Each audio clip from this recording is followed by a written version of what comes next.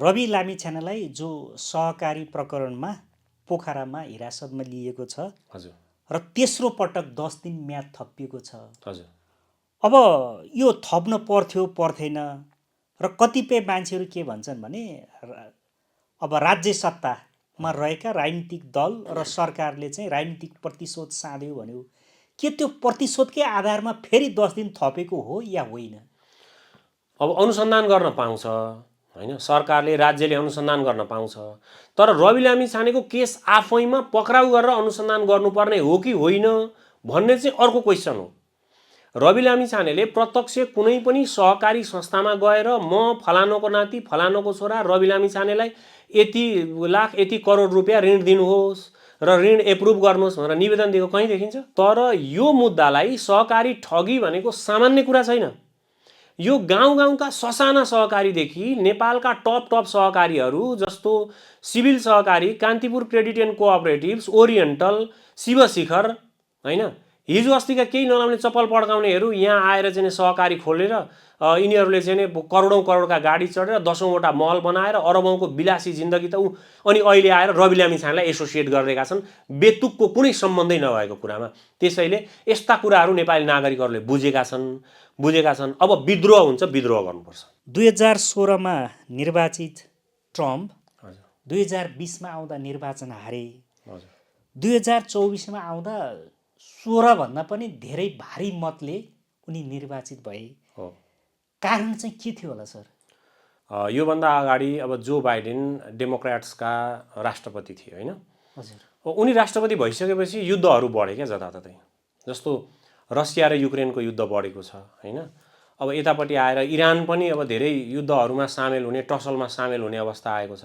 अमेरिकाको निर्वाचनमा केवल रिपब्लिकन र डेमोक्रेट्सहरूको त बोलबाला छ। उनीहरू नै त सधैँ राष्ट्रपतिमा एकपछि अर्को कार्यकाल, एउटाले एउटा सर्टेन पिरियडको कार्यकाल 8 वर्ष अथवा 4 वर्षको कार्यकाल बिताएपछि अमेरिकी जनताहरूले त्यसलाई चेन्ज गर्न चाह्यो भने रिपब्लिकन छ भने डेमोक्रेट्स आउने हो, डेमोक्रेट्स आउने छ भने रिपब्लिकन आउने हो। केही ठुला व्यापारिकहरू, व्यापारिक घरानाहरू अमेरिकाका, तिनीहरूले धेरैले डोनाल्ड ट्रम्पलाई समर्थन गरेका थिए। जस्तो एलन मस्कको कुरा भयो हैन।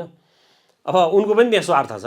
जस्तो उनको टेस्ला भन्ने कार कम्पनी जो छ, अब त्यो चाहिँ डोनाल्ड ट्रम्पले चाहिँ चाइनिज इभी गाडीहरूको चाहिँ अमेरिकामा जुन बोलवाला चलिरहेको छ त्यसलाई मिनिमाइज गरेर टेस्लालाई प्रमोट गर्ने भन्ने उनीहरूको एक किसिमको अघोषित सम्झौता जस्तो भएको थियो। त अमेरिकी युवाहरू चाहिँ नि आफ्नो भविष्यको चिन्तामा छन्। उनीहरूलाई बेरोजगारी बढ्ला कि, बेरोजगारी दर बढ्ला कि भन्ने एउटा चिन्ता छ। आप्रवासीहरूको दर बढ्दो छ। इलिगल आप्रवासीहरू मेक्सिकोबाट छिर्या छन्। अमेरिकी युवाहरूको जो चाहना छ त्यो चाहनालाई डोनाल्ड ट्रम्पले एड्रेस गरेका हुन्। अब कमला ह्यारिस यदि जितेको भएदेखि त्यही जो बाइडेनको जे नीति छ त्यही नीति जस्ताको जस्तै अगाडि बढ्दै जान्थ्यो। केही सामान्य परिवर्तन होला, व्यक्तिका आफ्ना विचारहरू होलान्, त्यो बाहेक त जस्ताको तस्तै जान्थ्यो। सरलाई मेरो जिज्ञासा, जस्तो अमेरिकाको राष्ट्रपतिको निर्वाचनको परिणाम र ट्रम्पले निर्वाचन जिते, त्यो परिणामले नेपालमा त्यस्तो असर पार्ने र अमेरिकाले नेपाललाई हेर्ने दृष्टिकोणमा त्यस्तो केही फेरबदल आउने त्यस्तो केही सम्भावना हुन्छ? अमेरिकाले नेपाललाई हेर्ने के छ त? केही पनि छैन दृष्टिकोण। अमेरिकाको विदेश मन्त्री त एकपटक 2058 सालमा कोलिन पावेल सबैभन्दा उच्च भ्रमण भनिन्छ। 2058 सालमा 23 वर्ष भइसक्यो तिनी भ्रमण गरेको। त्यहाँदेखि यता कुनै उच्च व्यक्ति त नेपाल भ्रमण गर्दैन। आज विशेष संवादमा हामीहरूको बिचमा हुनुहुन्छ ओम प्रकाश खरेल, बौद्धिक व्यक्तित्व हुनुहुन्छ, राजनीतिक विश्लेषक हुनुहुन्छ। सर, स्वागत छ यहाँलाई। धन्यवाद, नमस्कार। अहिले विश्वभरि नै एक खालको चर्चा अमेरिकाको राष्ट्रपति निर्वाचनको विषयमा छ। हजुर।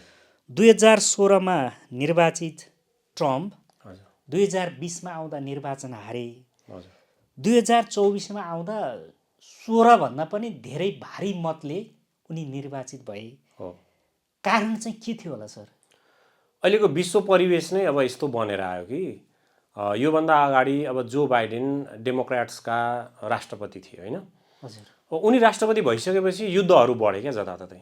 जस्तो रसिया र युक्रेनको युद्ध बढेको छ हैन। अब यतापट्टि आएर इरान पनि अब धेरै युद्धहरूमा सामेल हुने, टसलमा सामेल हुने अवस्था आएको छ। यता तपाईँले हेर्नु भने इजरायल र चाहिँ नि अब प्यालेस्टाइनमा यता हमासहरूको यो चाहिँ युद्ध हिजबुल्लाहसँग इजरायलको हैन यो चलिरहेको छ। यसले गर्दाखेरि अब युद्धमय भयो। यसले अर्थतन्त्र पनि, विश्व अर्थतन्त्रमा पनि नकारात्मक असर पर्दै जाने अवस्था देखियो। अब जो बाइडेनले त्यो युद्धलाई प्रमोट गरेको, त्यो नीति ल्याएको अमेरिकी जनताहरूले बुझे। अलिकति डोनाल्ड ट्रम्प चाहिँ युद्ध मिनिमाइज गर्ने टाइपको उनको पहिलो राष्ट्रपतीय कालबाट पनि त्यो एक्सपिरियन्स गरेका छन् अमेरिकी जनताहरूले। त्यसकारणले अहिले डोनाल्ड ट्रम्पलाई नै जिताउनु थियो क्या। सरलाई मेरो जिज्ञासा, जस्तो डोनाल्ड ट्रम्पकै कारणले गर्दा रिपब्लिक पार्टी अहिले बलियो भएको हो कि जस्तो देखियो। हजुर। जस्तो सिनेटमा पनि बहुमत ल्याउनु, कङ्ग्रेस अमेरिकन कङ्ग्रेसमा पनि स्पष्ट बहुमत हुनु र कतिपय तपाईँको टाउनहरूमा पनि रिपब्लिकले जित्यो, यो ट्रम्पकै कारणले गर्दा हो या रिपब्लिकन पार्टीको कारणले गर्दा हो, के भन्नुहुन्छ? होइन, यस्तो हो, अमेरिकाको निर्वाचनमा केवल रिपब्लिकन र डेमोक्रेट्सहरूको त बोलवाला छ। उनीहरू नै त सधैँ राष्ट्रपतिमा एकपछि अर्को कार्यकाल, एउटाले एउटा सर्टेन पिरियडको कार्यकाल 8 वर्ष अथवा 4 वर्षको कार्यकाल बिताएपछि अमेरिकी जनताहरूले त्यसलाई चेन्ज गर्न चाह्यो भने रिपब्लिकन छ भने डेमोक्रेट्स आउने हो, डेमोक्रेट्स आउने छ भने रिपब्लिकन आउने हो, होइन? त्यही अल्टरनेट हो। र मैले भर्खरै यहाँलाई भने कि संसारमा युद्ध बढ्यो, टसलहरू बढे, होइन? अर्थतन्त्र धराशायी हुँदै जाने अवस्था आयो, फेरि एज अफ डिप्रेसन आउला कि जस्तो भयो, होइन? आर्थिक मन्दीको अवस्था जताततै हुँदै जाने देखियो। त्यसले गर्दाखेरि अलिकति युद्धलाई चाहिँ प्रमोट नगर्ने, अलिकति शान्तिको पक्षमा लाग्ने अथवा युद्धलाई सेटल डाउन गर्दै जाने राष्ट्रपतिको रूपमा चाहिँ डोनाल्ड ट्रम्पलाई बुझेका हुन् अमेरिकी जनताले अघिल्लो कार्यकाल हेर्दाखेरि। त्यसले गर्दाखेरि चाहिँ अहिले डोनाल्ड ट्रम्प जितेका हुन्, उनको विजय भएको हो। तर यसको मतलब यो होइन कि डेमोक्रेट सकियो अथवा रिपब्लिकन चाहिँ धेरै माथि आइहाल्यो भन्ने होइन। अर्कोचोटि फेरि सिनारियो चेन्ज हुनसक्छ।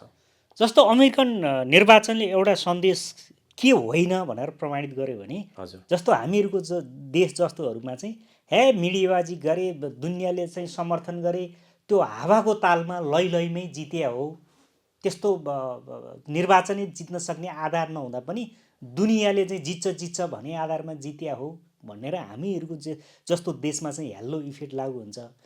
अमेरिकामा डोनाल्ड ट्रम्पको पक्षमा जम्मा 11% मिडियाहरू थियो अरे, र उता कमला ह्यारिसको पक्षमा चाहिँ तपाईँको 89% चाहिँ मिडिया कर्मीहरू चाहिँ जुट्या थिए अरे। तर परिणाम फरक आयो, किन सर? अब केही ठुला व्यापारिक घरानाहरू अमेरिकाका, तिनीहरूले धेरैले डोनाल्ड ट्रम्पलाई समर्थन गरेका थिए। जस्तो एलन मस्कको कुरा भयो, होइन? अब उनको पनि त्यहाँ स्वार्थ छ। जस्तो उनको टेस्ला भन्ने कार कम्पनी जो छ, अब त्यो चाहिँ डोनाल्ड ट्रम्पले चाहिँ चाइनिज इभी गाडीहरूको चाहिँ अमेरिकामा जुन बोलवाला चलिरहेको छ त्यसलाई मिनिमाइज गरेर टेस्लालाई प्रमोट गर्ने भन्ने उनीहरूको एक किसिमको अघोषित सम्झौता जस्तो भएको थियो। त्यसले गर्दाखेरि उनले डोनाल्ड ट्रम्पलाई समर्थन गरे। त्यस्तै केही उच्च घरानाहरूले गरे। मुख्यतः अब मिडियाहरूको आफ्नो हात छँदैछ, तर त्यहाँका जनताहरू अलिकति त्यहाँको चाहिँ साक्षरता दर पनि ठुलो भएको हुनाले मिडियाको कुरा सुन्ने एउटा पक्ष हो, तर निर्णय गर्ने अर्को पक्ष हो। त्यसैले उनीहरूले अहिले डोनाल्ड ट्रम्पलाई भोट दिनु थियो, डोनाल्ड ट्रम्पलाई नि राष्ट्रपति बनाउनु थियो, किनकि विश्व सिनारियोले त्यही माग गरिरहेको थियो। जस्तो अमेरिकामा चाहिँ उच्च खालको राजनीतिक चेतना छ भन्ने परम्परा छ। हजुर। अब त्यहाँका राष्ट्रपतिहरू एकदमै ओजस्वी क्या, त्यहाँको राष्ट्रपतिले संसार हल्लाउँछ। हजुर। जस्तो अब्राहम लिङ्कनलाई राष्ट्रपति बनाएको देश, होइन? जोन क्याडियन, रुजवेल्ट, होइन? अब बिल क्लिन्टन पनि एउटा चाहिँ व्यक्तित्व भएको हो। त्यो लेभलमा चाहिँ ट्रम्पलाई राख्न सकिन्न। अनि ट्रम्प फेरि त्यही देशमा राष्ट्रपति भयो क्या, अलिकति मिलेन कि जस्तो लाग्छ। यहाँ के भन्नुहुन्छ सर? होइन, नमिलेको त भन्न मिल्दैन, किनभने डोनाल्ड ट्रम्पको पनि रिपब्लिकन पार्टीमा आफ्नै प्रकारको इतिहास छ। अघिल्लो पटक पनि उनी राष्ट्रपति हुँदाखेरि केही अमेरिकाको राजनीतिमा केही सुधारका विभिन्न कार्यक्रमहरू उनले ल्याएकै थिए। र उनको एउटा प्रमुख चाहिँ के थियो भने उनले अमेरिका फर्स्ट भन्ने एउटा नीतिलाई चाहिँ ज्यादा प्राथमिकतामा राखेका थिए। अमेरिकामा पनि धेरै आप्रवासीहरूको अब अत्यधिक फ्लो छ त्यहाँ, होइन? त्यसले गर्दाखेरि अमेरिकामै बेरोजगारीको दर अलिकति बढ्ने अवस्थामा पनि गइरहेको बुझिन्छ। अमेरिकी नागरिकहरूकै बेरोजगारीको दर बढ्ने अवस्थामा बुझिन्छ। अब डोनाल्ड ट्रम्प आइसकेपछि उनले अमेरिका फर्स्ट भनेर अलिकति आप्रवासीहरूलाई चाहिँ नै इग्नोर गर्ने र अमेरिकी नै नागरिकहरूलाई चाहिँ अलिकति प्रमोट गर्ने टाइपको उनले नीति पनि लिएका हुन्। त्यो नीति उनले चुनाव अगाडि नै पनि भनिसकेका हुन्। त्यसले गर्दाखेरि अमेरिकी युवामा झनै फ्रस्ट्रेसन हुन लागेको त्यो युवाहरूमा चाहिँ एक किसिमले डोनाल्ड ट्रम्पको उपस्थितिले चाहिँ त्यो फ्रस्ट्रेसनलाई किल गर्ने टाइपको उपस्थिति देखियो। त्यसले गर्दा अब डोनाल्ड ट्रम्प चाहिँ अब्राहम लिङ्कनको लेभलको अथवा जोन एफ केनेडी लेभलको भनेर तुलना गर्नुभन्दा पनि समयको माग भयो। अहिले टेक्नोलोजीको समय हो। यो समयमा प्रत्येक व्यक्तिले एकदम ऱ्यापिड फास्ट चाहिँ नि उसले प्रगति गर्न चाहन्छ होइन। त्यो प्रगतिमा चाहिँ अब बेरोजगारी अगाडि आयो भने त्यो बाधक बन्दछ। त्यसैले रोजगारीको लागि त्यहाँनिर अलिकति अमेरिकालाई बढी प्रायोरिटी दिनको लागि त्यो नीतिको लागि पनि उनीहरूले डोनाल्ड ट्रम्पलाई रोजेका हुन् र उनी डोनाल्ड ट्रम्पको अरूसँग तुलना गर्नुभन्दा पनि उनी समयको मागले नै अगाडि आएका हुन् भन्न चाहन्छु म चाहिँ। जस्तो डोनाल्ड ट्रम्पले निर्वाचन जितिसकेपछि फ्लोरिडामा चाहिँ एउटा कार्यक्रम राखेर उनले आफूले चुनावी मुद्दा एजेन्डा जे कुरो उठाथे निर्वाचित भइसके पछाडि त्यहाँ पनि उनले चाहिँ ग्रेट अमेरिका बनाउने कुरा, रिच अमेरिका बनाउने कुरा, स्ट्रङ अमेरिका बनाउने कुरा, हुन त अमेरिका आफै यो सबै विशेषता त छ नै, उनले यही कुरो फेरि दोहोऱ्याए किन? यस्तो हो, अमेरिकामा एउटा बेरोजगारी दर अलिकति बढ्दो छ। अर्को कुरा भनेको अमेरिकामा आप्रवासीको फ्लो अत्यधिक ज्यादा रूपमा अमेरिकामा बढेको छ होइन। अनि त्यसले गर्दाखेरि अमेरिकाको अर्थतन्त्र अहिले धेरै ऋणमा पनि गएको छ। अमेरिकी अर्थतन्त्रमा धेरै ठुलो ऋण परेको छ अहिले। त्यसलाई उकास्नुपर्ने युवाहरूका चाहिँ अहिलेको एजमा, यो टेक्नोलोजीको एजमा युवाहरूका प्रशस्त चुनौतीहरू छन्। ती चुनौतीहरूलाई सामना गर्नुपर्ने चुनौती फेरि अमेरिकी सरकारको र अमेरिकी जनताहरूको हातमा छ। त्यसैले उनीहरूले त्यो सबै सम्बोधन गर्न सक्ने व्यक्ति उनीहरू चाहन्छन्। अब चीनसँग उनीहरूको धेरै ठुलो व्यापार घाटा छ। अमेरिका र चीनको व्यापार घाटा छ। डोनाल्ड ट्रम्प आफैमा पनि चीनलाई चाहिँ एकदमै धेरै ट्याक्स लगाएर चीनका सामानहरू चाहिँ इम्पोर्टलाई डिस्करेज गर्न चाहन्छन् उनी होइन। र उनी चाहिँ आफ्ना सामानहरू एक्सपोर्ट ज्यादा गर्ने त्यो चाहन्छन्। त्यसको लागि चीनलाई बढी ट्याक्स लगाउन चाहन्छन्। तर साथसाथै उता फेरि रिपब्लिकन पार्टीले डोनाल्ड ट्रम्पकै यही नीतिलाई उनकै पार्टीले पनि फेरि पूर्ण रूपमा समर्थन नगरेको पनि देखिन्छ। यी विविध पक्षहरू छन्। अब रसिया र युक्रेनको वार भयो, त्यो वारमा त अमेरिकाको ठुलो धनराशि खर्च भएको छ नि। उता अमेरिकी युवाहरू चाहिँ नि आफ्नो भविष्यको चिन्तामा छन्। उनीहरूलाई बेरोजगारी बढ्ला कि, बेरोजगारी दर बढ्ला कि भन्ने एउटा चिन्ता छ। आप्रवासीहरूको दर बढ्दो छ। इलिगल आप्रवासीहरू मेक्सिकोबाट छिर्या छन्। आपराधिक घटनाहरू अत्यधिक मात्रामा बढै छन्। उता अमेरिका चाहिँ नि वारमा लगानी गरिरहेको छ। जस्तो अब रसिया र युक्रेनको वारमा युक्रेनको साथ दिएर उसले धेरै ठुलो त्यहाँ आफ्नो रकम खर्च गरिसकेको छ। अब फेरि इजरायलको यता चाहिँ नि हमास र हिजबुल्लासँगको वार, अब इरानसँग अर्को के होला टसल, अरू देशसँग पनि उसको सम्बन्ध, भेनेजुएलासँगको सम्बन्ध त्यस्तै। यी सबै कुराले गर्दाखेरि अलिकति वारलाई मिनिमाइज गरेर आफ्नो अर्थतन्त्र सबल बनाउनु पर्छ, तब मात्रै युवाहरूको भविष्य सुनिश्चित हुन्छ भन्ने अमेरिकी युवाहरूको जो चाहना छ त्यो चाहनालाई डोनाल्ड ट्रम्पले एड्रेस गरेका हुन्। अब कमला ह्यारिस यदि जितेको भएदेखि त्यही जो बाइडेनको जे नीति छ त्यही नीति जस्ताको जस्तै अगाडि बढ्दै जान्थ्यो। केही सामान्य परिवर्तन होला, व्यक्तिका आफ्ना विचारहरू होलान्, त्यो बाहेक त जस्ताको तस्तै जान्थ्यो। त्यसले गर्दाखेरि उनीहरूले अहिले फरक व्यक्ति रोज्नु उनीहरूको बाध्यता नै हो। सरलाई मेरो जिज्ञासा, जस्तो अमेरिकाको राष्ट्रपतिको निर्वाचनको परिणाम र ट्रम्पले निर्वाचन जिते, त्यो परिणामले नेपालमा त्यस्तो असर पार्ने र अमेरिकाले नेपाललाई हेर्ने दृष्टिकोणमा त्यस्तो केही फेरबदल आउने त्यस्तो केही सम्भावना हुन्छ? यस्तो हो, अमेरिकाको नेपाललाई सिधा कुनै पनि दृष्टिकोण छैन। अमेरिकाले नेपाललाई हेर्ने के छ त? केही पनि छैन दृष्टिकोण। अमेरिकाको विदेश मन्त्री त एकपटक 2058 सालमा कोलिन पावेल सबैभन्दा उच्च भ्रमण भनिन्छ। 2058 सालमा 23 वर्ष भइसक्यो तिनी भ्रमण गरेको। त्यहाँदेखि यता कुनै उच्च व्यक्ति त नेपाल भ्रमण गर्दैन अमेरिकाको मान्छे। अब नेपाल जस्तो देशलाई हामीले आफै भन्ने हो कि हामी सामरिक रूपमा महत्त्वपूर्ण छौँ, यता छौँ, उता छौँ, हामीले भन्ने हो। अमेरिकाले त्यस्तो खासै भ्यालु दिएको नेपाललाई देख्दैनौँ हामीले।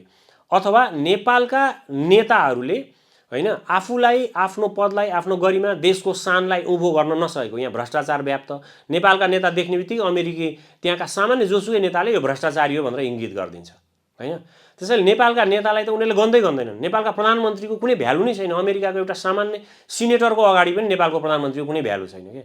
त्यसले गर्दा अमेरिकामा सत्ता परिवर्तन भयो, सरकार अर्को दलको आयो भनेर नेपाललाई हेर्ने दृष्टिकोणमा कुनै 1% पनि तात्विक अन्तर पर्दैन यसमा। तर हुन्छ के भने अमेरिकाको सत्ता परिवर्तन हुँदा, त्यहाँको पार्टीगत सरकारमा पार्टीको चाहिँ उपस्थिति परिवर्तन हुँदाखेरि चीन र भारतसँग गर्ने उसको जो सम्बन्ध छ त्यो सम्बन्ध चाहिँ कति परिवर्तन हुन्छ, कोसँग उसको ज्यादा लगाव बढ्छ, त्यसले चाहिँ फेरि नेपालको आन्तरिक राजनीति र नेपालको चीन र भारतसँगको सम्बन्धले अमेरिकाको सम्बन्ध प्रभावित चाहिँ हुने हो। जस्तै अब अहिले डोनाल्ड ट्रम्प चाहिँ ज्यादा अलिकति बढी चीनका आलोचक मानिन्छन्। र उनी भारतको अहिलेको सत्ता पक्षसँग उनको धेरै कुराहरू मिल्ने गर्दछ।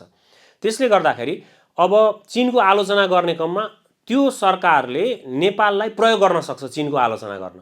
त्यति बेला नेपालका नेताहरूले सन्तुलित कूटनीति अपनाएनन् भने चीनसँगको सम्बन्ध बिग्रिन सक्छ। कसो कारणले? अमेरिकामा सत्ता परिवर्तन भएको कारणले। यस्तो कुरामा चाहिँ नेपालका नेताहरू, सत्ता सञ्चालकहरूले एकदमै धेरै ध्यान दिनु जरुरी छ कि अब हामीले चीनसँग र भारतसँग अनि अमेरिकासँग यी तीनै देशसँग कसरी सन्तुलित वैदेशिक नीतिलाई अपनाउने, एउटाको प्रभावको कारणले अर्कोलाई चिड्याउने कि नचिड्याउने। नेपालमा त यस्तो छ नि त, इन्डियालाई चिड्याएर चीन खुसी पार्ने, चीनलाई चिड्याएर इन्डिया खुसी पार्ने, यस्तो प्रकारको यो गलत वैदेशिक नीति र कूटनीति नेपालका नेताहरूले, प्रधानमन्त्रीहरूले अपनाएर आइरहेका छन्। सत्ताले त्यस्तो अपनाइरहेको छ जसको बेफाइदा त नेपाललाई नै हुन्छ। नेपालले त्यसरी एउटा देशलाई प्रयोग गरेर अर्को देशलाई चिड्याउने काम त बन्द नै गर्नुपर्छ। अहिले पनि हामी हेरौँ न, केपी ओली चीनसँग नजिक भएर इन्डियालाई चिड्याउने जस्तो गरिरहेका छन्। योभन्दा अगाडि हामीले अगाडिका सरकारहरू, प्रचण्ड, शेरबहादुर देउवाका सरकारहरू हेऱ्यौँ भने हामीले चाहिँ इन्डियालाई खुसी पारेर उता चीनलाई चिड्याउने जस्तो गरेको हामीले देख्दथ्यौँ। त्यो गलत नीति हो। त्यो राष्ट्रको एकदमै अहितमा छ, जनताको अहितमा छ। त्यसैले अमेरिकामा सत्ता परिवर्तन हुँदाखेरि चाइना र इन्डियासँग हुने अमेरिकाको सम्बन्धले नेपालको सम्बन्ध निर्धारण गर्छ। सर, म अलिकति प्रसङ्ग बदल्न चाहन्छु। हजुर। जब अमेरिकामा ट्रम्पले निर्वाचन जिते, हजुर, ट्रम्पको उनको हिस्ट्री पनि कस्तो छ अरे भने विभिन्न खालका केसहरू लाग्ने, होइन, बढी आलोचना हुने र विवादमा परिरहने त्यस्तो खालको नेतृत्व हो अरे ट्रम्प। यता नेपालमा पछिल्लो समयमा राष्ट्रिय स्वतन्त्र पार्टीका अध्यक्ष रवि लामिछाने, अब यिनी पनि जब राजनीतिक प्रवेश हुनभन्दा अगाडिदेखि नै उनी विवादमा त परेका थिए। जब राजनीतिमा आइसकेपछि झन् चरम विवाद पनि श्रृङ्खलाबद्ध एकपछि अर्को, अर्कोपछि अर्को, र अहिले पनि उनी प्रहरी हिरासतमै छन्। अब कतिपय मान्छेले त के भने अमेरिकामा ट्रम्पले चुनाव जिते, रवि लामिछाने मिनी ट्रम्प हो, अब नेपालको राजनीतिक अब यिनको पोल्टामा पर्छ को भन्न थाले। किन यसो भने होला? यहाँको तर्क चाहिँ के होला? तर्क भन्दा पनि यो तुलना नै मिलेन, होइन? कतिपयहरूले कसैलाई एक्जाजरेसन गर्न, बढाइ चढाइ गर्न, आफ्ना बेतुकका कुराहरू राख्नको निम्ति यस्तो अनावश्यक तुलनाहरू गर्ने गर्दछन्। यसको कुनै अर्थै छैन क्या। यो तुलनाको कतै तादात्म्यता नै छैन क्या। यो बेतुकको तुलना हो। अब भन्छु चाहिँ के भने अमेरिकाका राष्ट्रपति डोनाल्ड ट्रम्प अलिकति व्यक्तिवादी चरित्रको, तपाईँले अघि भने जस्तो अलिकति व्यक्ति केन्द्रित, व्यक्तिवादी चरित्र, अलिकति आफ्नो मनमा आएको विचारलाई चाहिँ मासमा प्रयोग गरिदिइहाल्ने। नेताले त्यसो गर्दैन नि त। मनमा जे विचार आयो त्यो तुरन्तै मासमा प्रकट त गरिहाल्नु हुँदैन। कतिपय कुराहरू फिल्ट्रेसन गर्नुपर्छ, किनकि मासले त्यो व्यक्तिलाई नेता मानेको हुन्छ। अनि मासको ठ्याक्कै ठुलो मासको चाहिँ विपरीत कुरा गरिदियो भने त्यहाँ विद्रोह जन्मिन सक्छ। ट्रम्प चाहिँ अलिकति त्यो टाइपको व्यक्तिवादी टाइपको नेता चाहिँ हुन्। उनी आउँदाखेरि केही न केही उथलपुथल हुन्छ कि विश्व राजनीतिमा भन्ने एउटा आकलन चाहिँ गर्न सकिन्छ। यद्यपि उनले अब अहिले रसियासँगको सम्बन्ध, उत्तर कोरियासँगको सम्बन्धलाई अलिकति बढी प्राथमिकतामा राखेर इन्डिया, इरानसँगको सम्बन्धलाई अलिकति चिड्याउने प्रयत्न चाहिँ गर्न सक्छन्, होइन? त्यसैले अमेरिकाको सत्ता परिवर्तन हुँदाखेरि अहिले विश्व राजनीति जुन अवस्थामा छ त्यो अवस्थाभन्दा केही हल्का फरक चाहिँ नै हुनसक्छ। अब नेटोकै सदस्य अमेरिका त अब नेटोको संस्थापक जस्तो र त्यसको नेतृत्वकर्ता जस्तो छ। तर डोनाल्ड ट्रम्प के भन्छन्, नेटोका सदस्य राष्ट्रहरूले नेटोको पैसा पूर्ण रूपमा उनीहरूले वहन गर्नुपर्छ, उनीहरू वहन गर्न चाहँदैनन्, हामीले किन वहन गर्ने भन्ने जस्तो कुरा गर्छन्। जो नेतृत्वकर्ता हो त्यो नेतृत्वकर्ताको ज्यादा रेस्पोन्सिबिलिटी हुन्छ भन्ने कुरा उनले बुझ्दैनन्, त्यसलाई बराबरी गर्न उनले खोज्छन्। जबकि अमेरिका विश्व राजनीतिमा आउने हो भने यस्ता कुराहरूलाई त्याग गर्दै जानुपर्ने अवश्य पनि देखिन्छ। विश्व राजनीतिमा आउँदाखेरि, विश्वको लिडर हुँदै गर्दाखेरि त अरूलाई दिनुपर्ने स्थानमा आफू पुगिन्छ नि, अरूसँग लिनुपर्ने स्थानमा पुगिँदैन नि।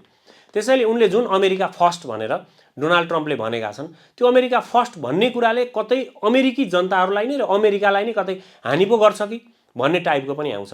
त्यसैले मैले अहिले डोनाल्ड ट्रम्पको यो एङ्गलबाट विश्लेषण गरेँ। तर तपाईँले जुन रवि लामिछानेसँग तुलना गर्ने कुराहरू गर्नुभयो, यसमा 1% पनि तादात्म्य छैन। कसैले कसैलाई एक्जाजरेसन गर्न अथवा आफ्नो बेतुकको विद्धता देखाउन मात्रै यो कुराहरू गरेका हुन्। यसको कुनै अर्थ नै छैन तुलना गर्नुको। सर, रवि लामिछानेलाई जो सहकारी प्रकरणमा पोखरामा हिरासतमा लिएको छ, हजुर, र तेस्रो पटक 10 दिन म्याद थपिएको छ, हजुर, अब यो थप्न पर्थ्यो पर्थेन? र कतिपय मान्छेहरू के भन्छन् भने अब राज्य सत्तामा मा रहेका राजनीतिक दल र सरकारले चाहिँ राजनीतिक प्रतिशोध साध्यो भन्यो। के त्यो प्रतिशोधकै आधारमा फेरि 10 दिन थपेको हो या होइन? अब अनुसन्धान गर्न पाउँछ होइन, सरकारले राज्यले अनुसन्धान गर्न पाउँछ, तर रवि लामिछानेको केस आफैमा पक्राउ गरेर अनुसन्धान गर्नुपर्ने हो कि होइन भन्ने चाहिँ अर्को क्वेसन हो। रवि लामिछानेले प्रत्यक्ष कुनै पनि सहकारी संस्थामा गएर म फलानुको नाति फलानुको छोरा रवि लामिछानेलाई यति लाख यति करोड रुपियाँ ऋण दिनुहोस् र ऋण एप्रुभ गर्नुहोस् भनेर निवेदन दिएको कहीँ देखिन्छ? कहीँ पनि त्यस्तो प्रकारको देखिँदैन होइन। त्यसैले रवि लामिछानेको गोर्खा मिडियामा आएको रकम दुरुपयोग भयो भनेको छ। त्यो दुरुपयोग भयो कि त्यो रकम स्यालेरीमा गयो कि त्यो रकम इक्विपमेन्ट किन्नमा खरिद गर्नमा भयो कि त्यो संस्था डुबेपछि कसरी दुरुपयोग हुन्छ, केमा खर्च भयो भन्ने कुरा चाहिँ अनुसन्धान गर्नुपर्ने विषय हो। कति रकम आयो अनुसन्धान गर्नुपर्ने विषय। कसले प्रत्यक्ष फर्म भरेर लोन लियो अथवा ती सबै सहकारी संस्थाहरूको चाहिँ सञ्चालक प्रमुख भएर जिबिराइरहेको छ, उसले कति अपचलन गर्यो, त्यो चाहिँ अनुसन्धान गर्नुपर्ने विषय हो। यहाँ त यिनीहरूले त्यो एक्चुअल रियल विषयलाई ट्विस्ट गरेर रवि लामिछाने चाहिँ त्यो तुरन्तका तुरन्तै पार्टी गठन गर्यो, तुरन्तका तुरन्तै 21 सिट जित्यो, अब गृहमन्त्री भयो, उप प्रधानमन्त्री भयो, त्यसैले यसले अर्कोचोटि अर्को चमत्कार गर्न सक्छ, यसलाई चाहिँ नै अहिले ठेगान लगाइहाल्नुपर्छ भन्ने शैलीमा उसलाई रवि लामिछानेलाई चाहिँ पक्राउ गरेको जस्तो चाहिँ जगजाएरै छ, बुझिहालिन्छ त्यो कुरा त।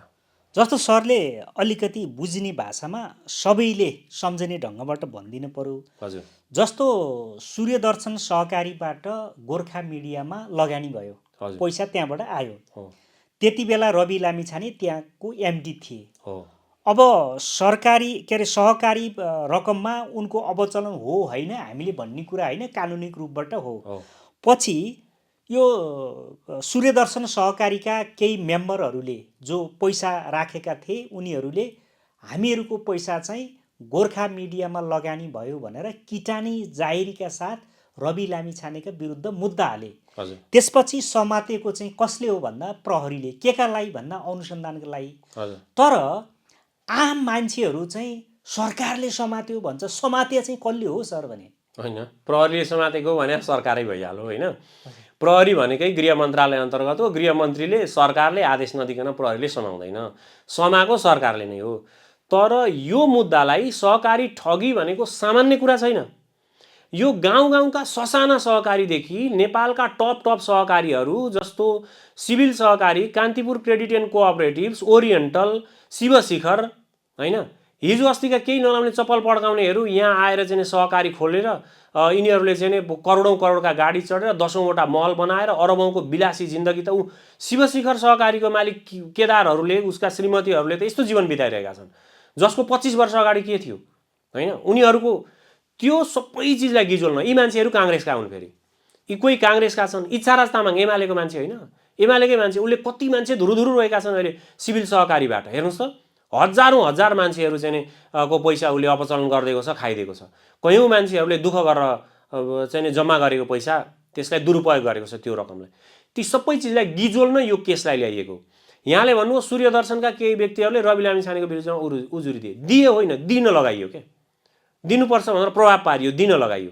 रवि लामिछानेले मैले भर्खरै भने सूर्यदर्शनमा गएर फर्म भरेर मलाई यति ऋण चाहियो, फलानुको नाति फलानुको छोरा म रवि लामिछानेलाई यति ऋण चाहियो भनेर उसले फर्म भरेको कुनै प्रमाण छ?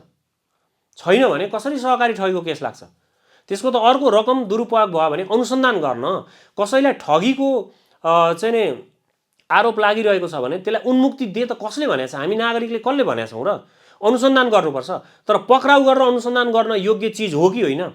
साँच्चीकै यहाँ चाहिँ नि उसलाई फसाउन नै खोजिएको हो कि होइन? 84 को चुनावको परिणाम के आउला भनेर आजै डराएको हो कि होइन? बिग क्वेसन यो हो। 84 को चुनावको परिणाम के होला भनेर आजै डराएको जस्तो देखिन्छ होइन। यी तमाम कुराहरू छन् जसले गर्दाखेरि चाहिँ नि कुनै एउटा व्यक्तिलाई उसको राजनीतिक भविष्य, उसको राजनीतिलाई समाप्त पारियो भने हाम्रो राजनीति उज्जवल बन्छ भन्ने शैलीमा पुरानो सत्ताले, पुराना पार्टीहरूले केवल फसाएको। यसमा रवि लामिछाने चाहिँ खास गरी हामीले धेरै पटक, मैले धेरै अन्तर्वार्ताहरूमा पनि भने, उनी सरकारमा जानु हुँदैन थियो, उनलाई प्रयोग गरेको थियो। केपी ओलीले विशेष गरी प्रयोग गरेको थियो। 138 को बहुमतको सिट पुर्याउन रवि लामिछानेको 21 सिटको संसदको सङ्ख्यालाई प्रयोग गरेर दुई पटकसम्म गृहमन्त्री तथा उप प्रधानमन्त्री बनाइदियो होइन। त्यो म प्रयोग भइरहेको छु भन्ने उनले बुझेनन्। जब उनी त्यसमा प्रयोग भए अब सत्ताबाट बहिर्गमित हुने बित्तिकै उनलाई अर्को प्रयोग गरेर उनलाई अहिले जेलसम्म पुर्याइदियो। अहिले चाहिँ हिरासतसम्म भनौँ न, हिरासतसम्म उनी पुग्नु पर्यो। त्यसैले रवि लामिछानेको एक्चुअल केस के हो भन्ने कुरालाई ट्विस्ट गरिएको छ अहिले। त्यो कुरा वास्तवमा जनताहरूले के हो भन्ने नि बुझेका छैन। यहाँ अब अहिले मैले भनिरहँदा तपाईँको चाहिँ मिडियामा कमेन्ट आउन सक्छ कि सहकारी ठगलाई किन प्रमोट गरेको भन्ने टाइप। सहकारी ठग हो कि होइन भन्ने नि पहिला त निर्क्युल गर्नु पर्यो नि। सहकारी ठग भनेको चाहिँ के हो? सहकारी ठग भनेको सहकारीको पैसा लिएर गएर त्यहाँको सामा ब्याज नतिर्नु होइन। त्यो गरे हो रवि लामिछानेले फर्म भरेर। होइन भने उनको गोर्खा मिडियामा आएको पैसा जो जीबी राईले आफूले आफ्नो लागि लोन लियो अथवा रवि लामिछानेको नक्कली खाता खडा गरेर उनीहरूले त्यहाँबाट लोन क्रिएट गरेर गोर्खा मिडियामा रकम आयो। त्यो रकम कसरी खर्च भयो? त्यो रकमको कहाँ दुरुपयोग भयो? के गोला बारुद हात हतियार राज्यको विरुद्ध चाहिँ नि आतंक सिर्जना गर्नलाई खर्च भयो कि होइन? त्यहाँका कर्मचारीहरूले नि तलब खाए। कर्मचारीले तलब खायो भने त्यो दुरुपयोग भन्न मिलेन होइन। त्यो जसले ल्यायो त्यो ल्याउने मान्छे दोषी हुन्छ। अनि यी तमाम सहकारीका त्यहाँका त्यो संस्थाका अध्यक्षहरू त हुन्छ नि, सूर्यदर्शन पोखराको अध्यक्ष, त्यहाँको सचिव, ती तमाम तिनीहरूलाई पक्रिनु पर्यो भने तिनीहरूले किन चाहिँ नि बिना कागजातहरू तिनीहरूले त्यो लोन स्वीकृति गरे?